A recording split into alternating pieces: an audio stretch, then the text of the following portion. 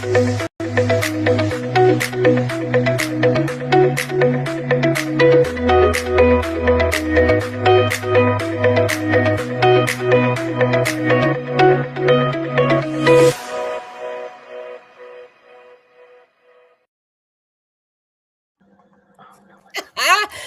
back to the Holy Shiftballs podcast, the show where we are discussing WTF is consciousness. Where the questions get bigger and the answers start to shift how you see everything. I'm Bethany, your energetic bestie, alongside my fabulous soul sister, Sharon. Hey, Sharon. Hello. How are you, Bethany? All right, Sharon, we're going to hop right into it. Today, we're diving into something that sounds like science, but shows up in our everyday life. It's called the observer effect. Bethany, can you explain to us what the observer effect actually is? Girl, the idea that the moment you observe something, you change it. So the question becomes, are you watching your life or are you shaping your life? So, Sharon, who is on the show today to help us explain the observer effect? Woo! Today we have Heather Zimmerman. She's a rare human who holds both a master's degree in applied behavioral analysis, and she has the ability to channel Egyptian deities. And by the way, Heather will tell you that both of those things are entirely logical. She's a former atheist turned shamanic healer, and she bridges psychology and deep spiritual truth to help people stop living from their wounds and start living from their soul. Her position is simple. You're not just watching the show, you're creating it. Welcome to the Observer Effect with Heather Zimmerman. Hey, come on in, Heather. Hey, how are you? Hey, girl. Great. How are you? I'm good. I'm so excited to be here. I can't wait to have this conversation. This is something I don't really get to talk about too much, so I'm super happy because it does really have psychological, things, scientific things, as well as spiritual stuff. So I'm stoked.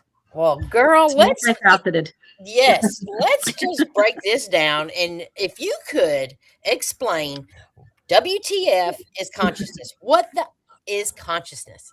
Oh gosh, consciousness is it's so many things. So basically, everything has consciousness, whether it's your desk, your phone, your person, your cat, the window, the air outside, everything has consciousness. Everything has energy. And that's the basic of, building block of what everything is. And so there are different levels of consciousness. Obviously, your desk isn't going to sit here and have a conversation with you, but you can still have a conversation with the trees and the plants, and everything really does have its own level of awareness. It just, depends on what kind of, again, that level that it's at. So, but for me, I think my consciousness is my soul. It's the thing that, runs my avatar, if you will, and is my soul that has gone on through so many lifetimes, is here for growth, and it's just that piece of the divine that sticks with me, right?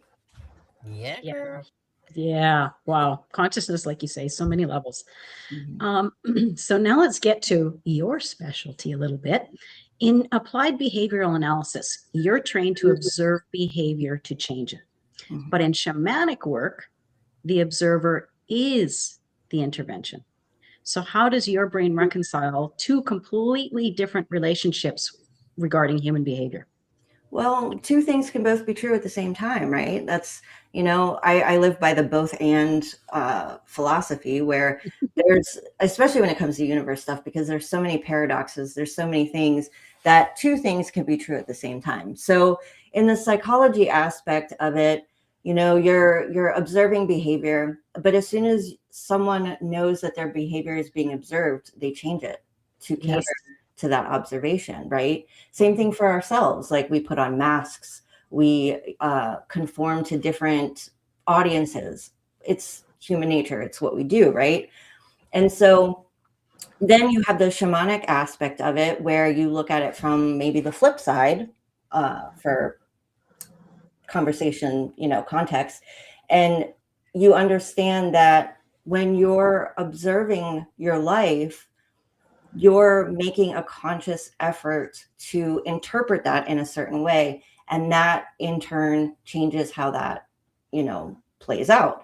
And one thing that I like to talk to people about when it comes to this is about living in the present moment and creating your reality, right? So I wrote an article about this a while ago, and it's very fascinating to me because when you think about the past and the present not really existing, only the present moment exists. So when you look back at a past event, you're looking at it from your current lens, your current experience, beliefs. And so your interpretation of that past event has now changed. So just by observing it now versus then, you're completely changing the whole experience. So it's really fascinating to think about the observer effect in so many different ways. Even quantum science, like it's fascinating. You, I'm fascinated by your, wow. Yeah. You know what, Heather, from your experience in both science and energy work, how does observation actually change the outcome in someone's, real life? So like I said, if you look at your past experiences and you're like, okay, let's think about this semi-logically here. We're here to grow, we're here to learn, we're here to change whatever it is that the lessons we need to go through in order to become a better version of ourselves. Mm-hmm. So we have to observe our past behaviors, our repeated patterns, our repeated thoughts, and figure out how to learn what we need to learn from that to create the reality that we want. So you're using the observer effect to change past behaviors, to change limiting beliefs, to change all of these things, to really get through, wounds and traumas and programming in order to get to that state. For sure. Yes. Oh my gosh, Heather. So many, you've opened up so many questions. But you describe yourself as a psychopomp. So that's someone who guides souls in transition. Mm-hmm. When you're holding that space for someone, what are you observing that the dying person can't yet see? Well, and how does your observation, does it change the outcome? Well, of course it does. But so this works on many different levels. And to be clear, psychopomp does help people cross over from the living to the dead, but it also helps cross many different thresholds. Living people crossing thresholds, people who are already deceased crossing thresholds. I spent a lot of time in cemeteries. I've helped dark entities cross over into the light. That counts too. So, Wow. but the concept is still the same. So you're observing again that client. What are their beliefs? What are their, why have they done the things that they've done to get to this point? And how can I help them understand what's going to happen? We're going to take that, crossing over from this lifetime to the other side of the veil, for example. So if someone's living in fear, if someone is living in, religious constructs where they've been programmed to believe a certain thing that may or may not be what their soul truly believes, it's important to meet them where they're at and appreciate and respect their beliefs 100%. But what I do is I offer another perspective, and I'm like, okay, well, let's think about it. And I meet them where they're at and try to explain how the universe actually works and to help alleviate some of those fears so that when they do cross over that threshold, it's, a little bit easier. It brings that love back into the situation that they may have been missing. So, I mean, it's hard to generalize because everybody's kind of in a different place, but any threshold that you're trying to cross, the whole point is to think about what's preventing you from crossing it, whether that's thoughts, behaviors, words, because all of those things have to be in alignment. So trying to get them to that space where they're like, okay, I feel 100% confident about crossing that threshold, and holding that space for them to do that without forcing beliefs on them or anything like that. Heather, from would you say from, your work with the spirit beings, would you say when they cross over, what they sense, see is what they believe, the belief system? Yeah, absolutely. So you think about spirits who are haunting. Okay, like I got started in all this because I lived in a haunted house when I was really young, and so that makes you start asking. That's interesting, girl. Wow. I mean, that's not like, you just said that like so nonchalant. Yeah, exactly. Like, Well, by the way, I I talk lived in a about it a haunted lot. house. But yeah, so it makes you start asking those questions. Okay, well, if let's say you believe that you go to heaven or hell, which to me that those are states of mind. That's not actually what happens when you leave this world. However, caveat to that, if you believe that you're going to go to heaven or hell, and we'll just take hell as an example. If you believe that you're going to go to hell, there's a space. It's called the landing space. And it's kind of like a loading area because that people talk about living in a matrix, everything's a simulation. Well, when you cross over, there's a space, it's called the loading space. And if you believe that you're going to purgatory or that you're going to hell, that is where you're going to go. You're going to create that simulation to learn whatever it is that you need to learn in that, environment before you can pass on and go to what some people call heaven. I just call it home, whatever. But you're going to create that space based on what you believe, because there's clearly something that you need to learn, a lesson, an opportunity for growth in that environment that's going to prevent you from going home first. But it's only because you believe that. If you don't believe you're going to go to heaven or hell or purgatory or be stuck here haunting, a cemetery or somebody's house, whatever, if you don't believe that, then you won't. So again, even though we talk about so much about creating our reality here while we're incarnated, the same is also true when you pass over. So it's really interesting. So this brings up a question which isn't about the observer effect. Well, kind of, I guess it is. So you think that people create their reality, like when they pass over, our version of heaven is what we create for ourselves. That we're all not going to the same version of heaven or wherever we happen to go. Yes and no. So if this is a little bit tougher because everybody's definition of heaven is going to be different, right? So if you're like, okay, I'm going to these pearly gates, all of my loved ones are going to be there. Well, yeah, that's true.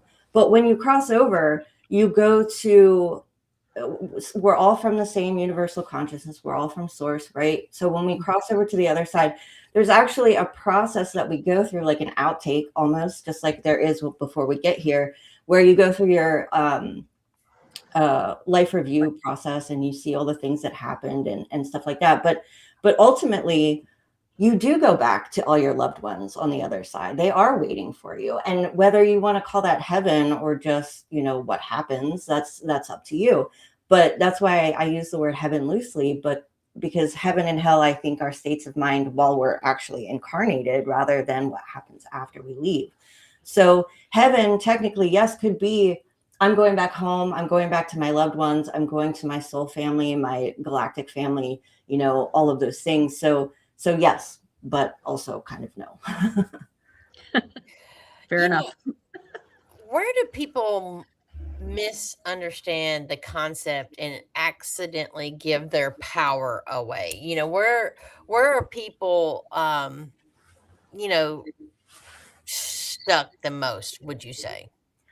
That's a pretty loaded question because there's so many ways that we give our power away just every day and don't even realize it. Like we are the magic, the magician, the creator, as me and my friend like to say, because we do ultimately create our own reality. But we have the power. We are way more powerful than we think we are. And so when you're not upholding healthy boundaries and letting someone take advantage of you, you're giving them power. When you're clocking into a job that isn't, reciprocating the energy that you put in, you're giving away your power. When you're not standing up for something that you believe in, you're giving away your power.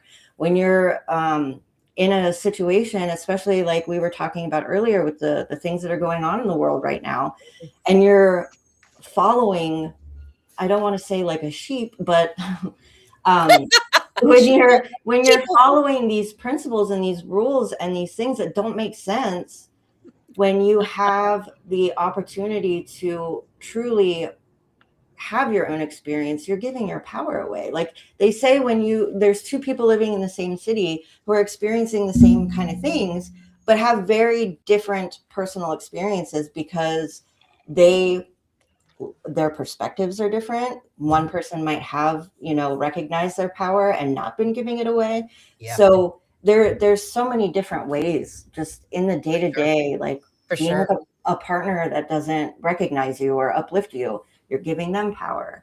Your kids, your pets, like it's all about working on yourself and being truly self-aware and giving yourself everything that you need.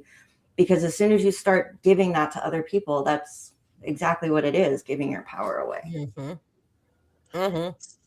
So Heather, excuse me, your philosophy is that you can't transcend what you haven't healed.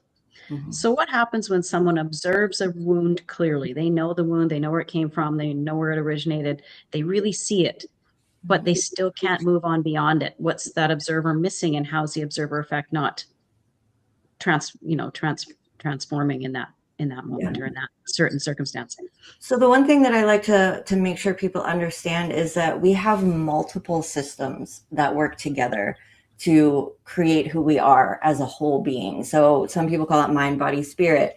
Some people say mental, emotional, physiological, and spiritual, however you want to say it. So when you're going through this healing journey, you have to make sure you look at that wound from all of those lenses. So you want to look at, the emotions behind it. Those are your triggers. That's when, the universe is telling you this is something you need to pay attention to, and usually kind of comes first. And I'm speaking in generalities because everybody's healing process looks different, but usually that trigger is the first thing that tells you, okay, I need to look at this. I need to figure out what this is and get to the root cause. A lot of people miss that. Yeah. They see a trigger just as an obstacle as opposed to, wow, there's something in that. Why am I reacting to that? Absolutely. And you'll notice if you pay attention to those triggers, the situations might be different, but sometimes the root cause is the same, and it's just going to keep coming up until you address it. So then you have your mental part, which this is, I'm a psychology major, so this is one of my favorite parts, but really looking at why you react to those triggers the way that you do, why you have that sort of reaction, and getting to the root cause. But also the part that I try to help my clients with the most is going through those perspective shifts to change your reaction to those things so that they don't trigger you that way in the future. And then you also have your energetic, the spiritual part, which is looking at it from a broader perspective, a bigger lens, looking at the big picture, zooming out and being like, okay, when I used to get anxiety and start dwelling on things, I'm like, all right, I ask myself these questions. I'm like, is this within or without my control right now? Is there anything I can do about this right now? Is this going to matter in 5 minutes, 5 days, 5 months, 5 years? Okay.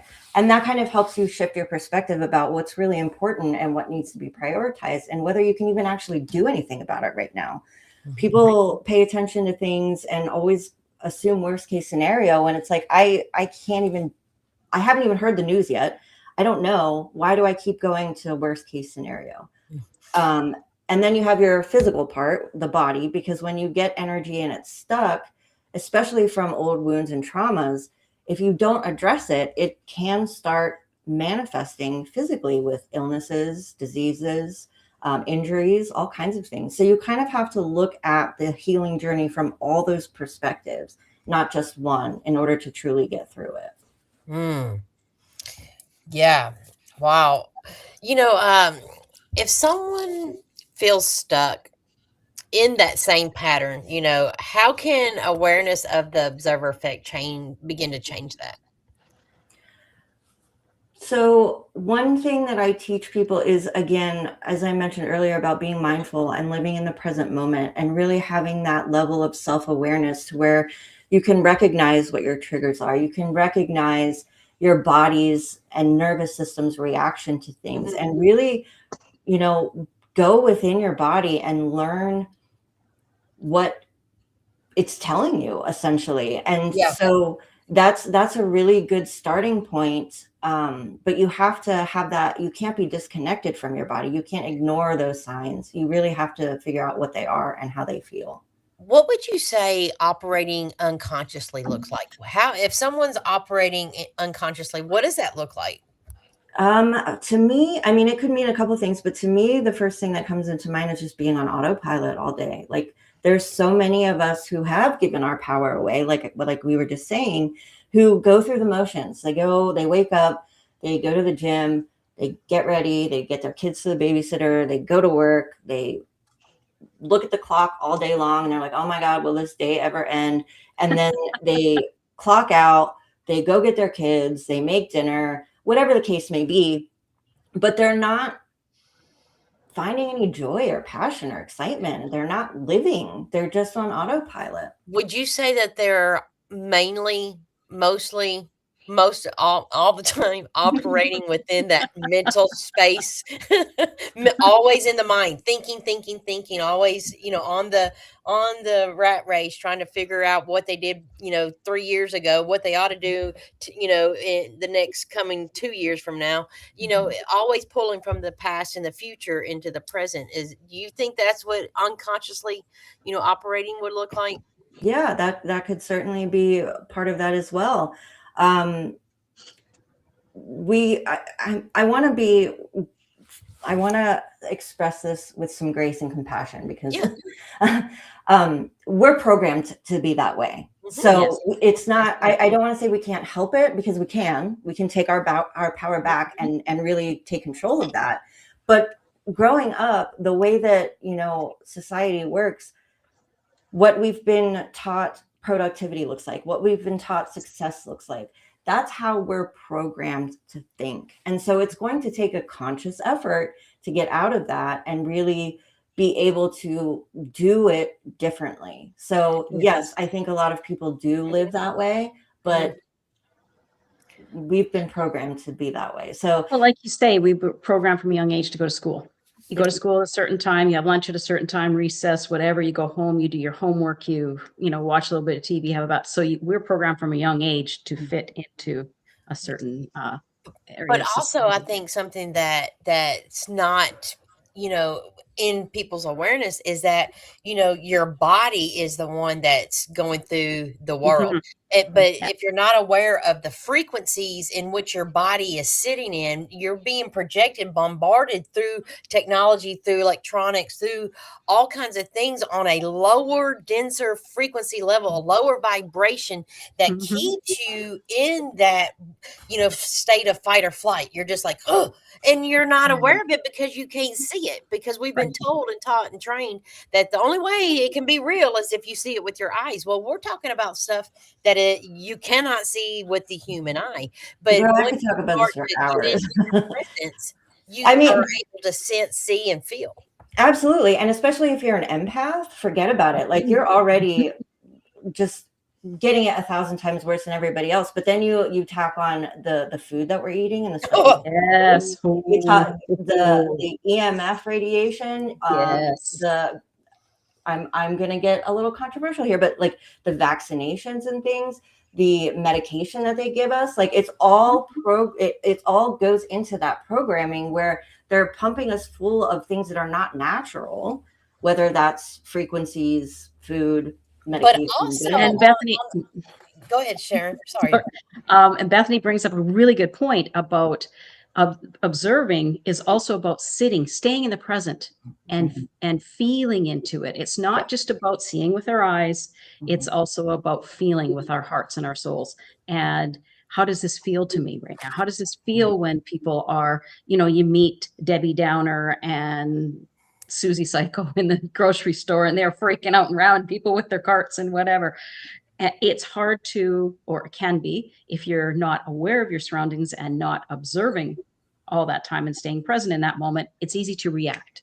Yes. But if you're actually observing, going, wow, she's having a bad day, I hope it gets better. And then you just, bounce it, but let also it bounce taking an observation of what thought processes come in, because when you're in the collective, I know for me, shit, I'm talking about, I can, like you say, Debbie Downer, train wreck Thomas. Yeah. And, before I meet these people, I'm fine. I'm not Yeah. thinking anything. I'm over here just, with my shop. But all of a Exactly. sudden, these intrusive thought form, like, oh my God, I got to go mow the yard. And girl, I wasn't thinking about mowing no yard. Yeah. You know what I mean? Well, that brings us to, your aura and your energetic fields, because and again, especially for empaths, when you meet those people and they're emanating this lower frequency vibration, you're potentially absorbing that into your field. And so that can affect your thoughts, your behaviors, whether you realize it or not. So if you're like, one day you're like, oh man, I'm in such a good mood, and you run into train wreck Thomas, I like that one. And all of a sudden you're like, man, why am I angry? Like, I wasn't angry. All of a sudden you're just Exactly. like, I'm frustrated. I'm aggravated. You're absorbing that frequency from your Vibration. environment, and you have to find ways to protect yourself. And that again brings us back to not giving your power away. That includes being aware of your own energetic field and what you're broadcasting, as well as what you're absorbing. Observing in the moment, staying present at all times, and 100%. observing with your eyes, your ears, and your heart. But also the power of intention, when you know and feel and think and believe that you are the most powerful being, and everything that you touch, what's the greatest piece of technology to harness information is water. Your water, your body. You can program the water within your cells, within your body, within your glass to always benefit you. So it's just like, but we weren't taught with these tools, and it takes, a higher state of awareness and ready to change your life to be able to, start to facilitate those tools in which you have. And that's the power of your heart and your mind, and the power of intention to absolutely.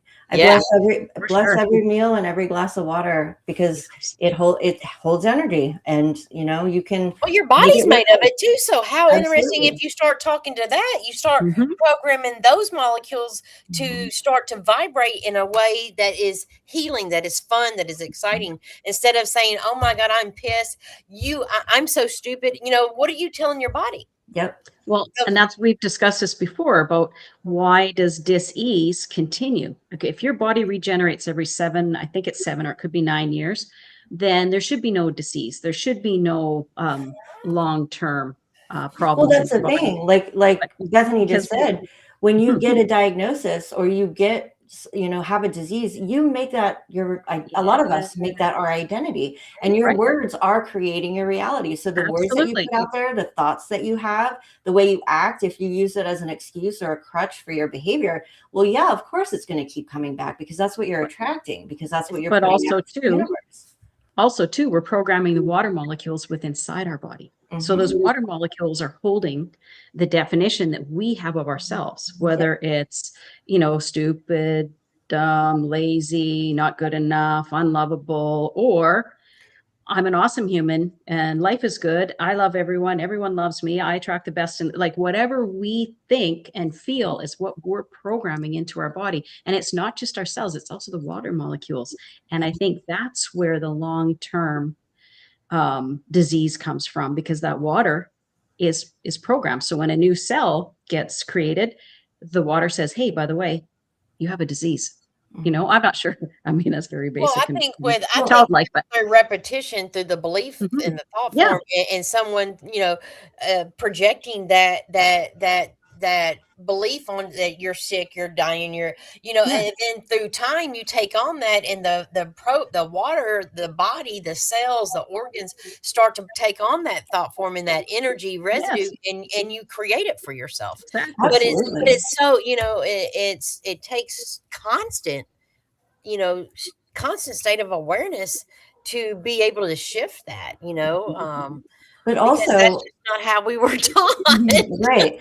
But also all of that is exactly correct. But also what I was talking about earlier about the healing journey, when you have old wounds and trauma that go unaddressed, they manifest physically as well. So it's like a never-ending loop, a never-ending cycle, because you have these things that we haven't addressed, whether again they're trauma, limiting beliefs, whatever the case may be, programming, and then that manifests in the physical body, and then you're like, oh man, I have this disease, I have this diagnosis, whatever. So then, because we are programmed to think about worst case scenario, it's constantly in the back of our mind. So we're just perpetuating that situation for ourselves by programming the body, and it just keeps going and keeps going until you break that cycle. Yes. And even though, but then we're bringing the subconscious into it, because consciously sometimes, and I've experienced this in the recent past, consciously we've dealt with it, we've moved on, life's good, we're done.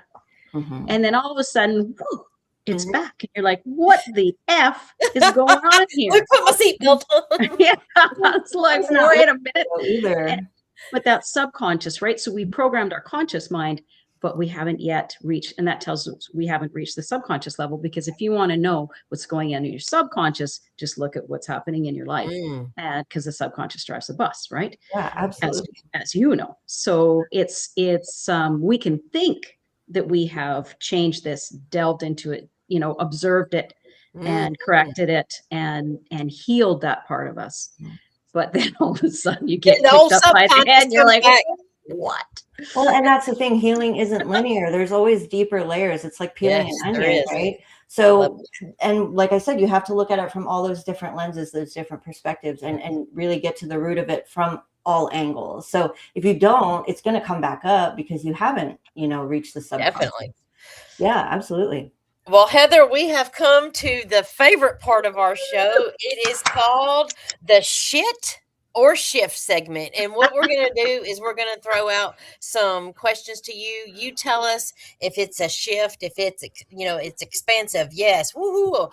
Or if it's total shit, that's programming. No, that's not it. That's not the truth. Get it out of here. Are you ready? I'm ready. All right.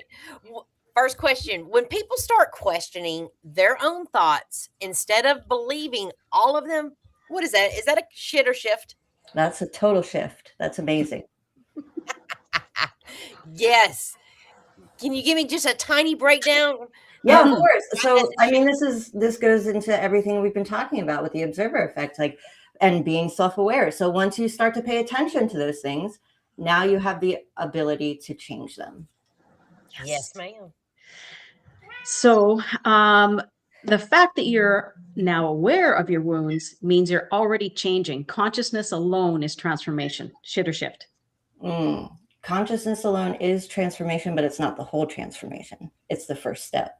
So we'll say shift. Awesome. Woo. Awesome. Okay, second question. If you're constantly focusing on what's wrong, are you being realistic or reinforcing the very thing you do not wish to experience? You're totally making it worse for yourself. So we'll go with shit there. You want to change those thoughts, change the way you focus, go into that state of positivity, or else you're just going to go, it's going to be that continuous snowball effect and just keep getting worse and go that loop that we talked about. Absolutely. Yes, ma'am. All righty, Heather. Your ancestors' trauma is their story, not yours. So what happened generations ago can't possibly affect how you show up today. Shit or shift? Total shit. I can tell you that speaking from experience and what I'm going through right now with ancestral stuff. Unfortunately or fortunately, I have been through a lot of things in my life that were generational curses that have continuously repeated in my family line on both sides. And I'm grateful for all of the shit and trauma and, nonsense that I've been through in my life, because it put me in a position where I could break those curses and stop that in the family line. It's carried over in your DNA. It's carried over in the energy. And I mean, I don't want to get too deep, but, we have so many lives that it's not just the ancestors of this lifetime either, but that's a whole nother conversation. But you don't have to make it your responsibility, because the good thing about it is when you heal yourself, that ripples back in time. So you don't have to make a conscious effort. Just work on yourself and it will all fall in. Yes, girl. Yes, girl. Fantastic. Excellent. All right. This is my last question on the shit or shift segment. If you believe other people control how you feel, is that honesty or is that giving your power away? Oh, that's 100% shit. That's giving your power away. The only thing that you can control in this lifetime is how you react to things, not other people. Don't let them do that to you. It's his fault that I feel this way. It's all his fault, right? Exactly. It's your fault that you let him affect Exactly. you that way. And now that's a trigger, and we should get to the root cause of that and see why, so it stops happening. But it's your decision. It's your choice to allow it to affect you. Bingo. Okay, Heather, my last shit or shift question. The best way to live a soul-aligned life is to trust your gut and stop over-analyzing everything. Just follow the feeling. Shit or shift. That's a shift. Yep, absolutely. Never doubt your intuition. Learn what it is, what it feels like. Learn to trust it. Trust yourself, because you have all the answers within you that you need. Yes. You just have to trust it and find it. We all do. Oh, Heather, you are just amazing. And you know what, Heather, where can people connect with you and learn more about your work? Absolutely. So my website is divineascensionco.com. You can find all my links to everything. I have a podcast. I have a YouTube channel. It's all on there, a blog, free resources and tools to help my clients and my community. I have a Facebook group, and you can find all that stuff on the website. Excellent. Amazing. It's truly a pleasure. Truly a pleasure to have you on today, Heather. This has been wonderful. Absolutely. My last question should have been, do you think that we provided our audience with some great information today? I don't want to be biased or anything, but of course we did. Absolutely. Well, Heather, thank you so much. I know I can speak for Sharon. We are sending you so much love from our heart to yours, and we appreciate your time today. Likewise. Thank you so much for having me.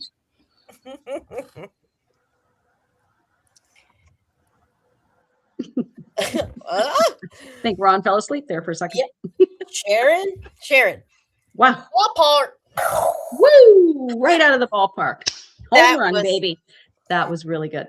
Yes, that was. So be sure to like, follow, and share if this episode has totally given you a shift. And Sharon, who do we have on the show next week? Okay. Well, ladies and gentlemen, next week we are talking about thoughts and where they come from. And we have a lady by the name of Lydia Urban on the show. She's a somatic and spiritual trauma guide. She's navigated addiction, abusive sexual relationships, and chronic pain and deeply rooted shame. So as a result of all these experiences, she turned inward and she started using spiritual and somatic practices to heal her body, rebuild her identity, and radically transform her reality. Like, just like we're saying, you know what? Go in, observe, heal. So she's an expert on thoughts. And so we're going to ask, where do thoughts come from? Do we create our thoughts? Do they just show up? And if we are watching our thoughts, who exactly is doing the watching? There's a question for the ages. So be sure to tune in next Thursday at 11 a.m. Central Standard Time here on Rhode Island Broadcasting, or you can follow us on YouTube at Holy Shiftballs. And remember, Sharon, girl, when life kicks you in the balls, be sure to tune in to your Holy Shiftball podcast, where we turn that shit into a shift. See you next Thursday. Bye-bye.